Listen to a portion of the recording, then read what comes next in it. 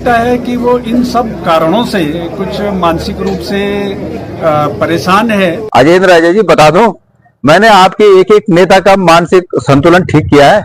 नमस्कार दोस्तों, केदारनाथ उपचुनाव की लड़ाई अब मानसिक संतुलन और अच्छों का मानसिक संतुलन ठीक करने तक आ गई है। यह लड़ाई और विभीषण तक भी आ गई है। यह लड़ाई अब निजी हमलों तक आ गई है। शुरुआत उत्तराखंड में बद्री केदार मंदिर समिति के अध्यक्ष ने की और बवाल बढ़ता ही जा रहा है। मैं गणेश गोदियाल जी का काफी सम्मान करता हूं और उन्हें काफी गंभीर और विवेकशील राजनीतिज्ञ समझता था, लेकिन पिछले कुछ समय से देख रहे होंगे आप भी कि वो उलझुल बयानबाजी कर रहे हैं, दुष्प्रचार, झूठ बोलना, झूठे आरोप लगाना, इस प्रकार की वो राजनीति कर रहे हैं। तो कई बार ऐसा लगता है कि जैसे खिसियानी बिल्ली खंबा नोचे वाली स्थिति उनकी दिख रही है। तो उसके पीछे मुझे जो लगता है कि शायद ये कारण होगा कि वो लगातार विधानसभा के चुनाव हारते रहे, लोकसभा के चुनाव भी वो हारे हैं। कांग्रेस ने उनको प्रदेश अध्यक्ष के पद से भी पदच्युत किया। तो मुझे लगता है कि वो इन सब कारणों से कुछ मानसिक रूप से परेशान है। गणेश गोदियाल के मानसिक संतुलन पर बद्री केदार मंदिर समिति के अध्यक्ष अजयेंद्र अजय ने सवाल उठाए तो जवाब खुद गणेश गोदियाल ने दिया और उन्होंने अलग तरीके का अंदाज भी यहाँ दिखाया। अलग तरीके के तर्क भी उन्होंने दिए और उन तर्कों के तीर शायद बहुत चुभने वाले हैं। अजयेंद्र अजय जी बता दो, मैंने आपके एक एक नेता का मानसिक संतुलन ठीक किया है, एक एक का ठीक किया। आप याद करो, जब ठीक है चुनाव हारना, आपने कहा कि लगातार चुनाव हारने से कोई ये थोड़ी हो जाता है कि आदमी चुनाव हार गया तो वो जाया हो गया। आपके नेता, सबसे सर्वोच्च नेता जिनके नाम पे आप 2014 के पहले राजनीति करते थे, अटल बिहारी वाजपेयी जी, हम भी उनका सम्मान करते हैं, वो लगातार कई बार चुनाव हारते थे, आपको याद होगा।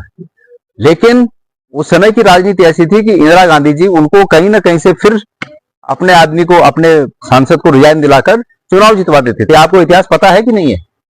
तो उस समय ऐसी राजनीति थी। और गणेश गोदियाल चुनाव हार गया तो ऐसा नहीं है कि आपके कहने से गणेश गोदियाल का संतुलन मानसिक अगर खराब हो गया तो जनता ये समझ ले कि मानसिक संतुलन खराब हो गया।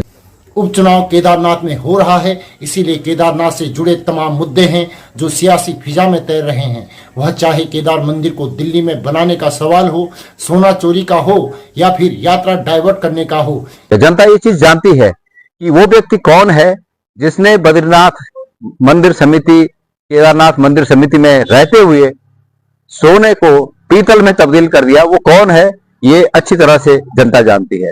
बहरहाल आपके ऊपर मैं जानता हूं कि प्रेशर है, आपको दोबारा मंदिर समिति का अध्यक्ष बनना होगा, तो मुख्यमंत्री जी की चाकरी करनी पड़ेगी, मुख्यमंत्री जी की वाहवाही करनी पड़ेगी और इसके सिवाय आपके पास दूसरा रास्ता नहीं है।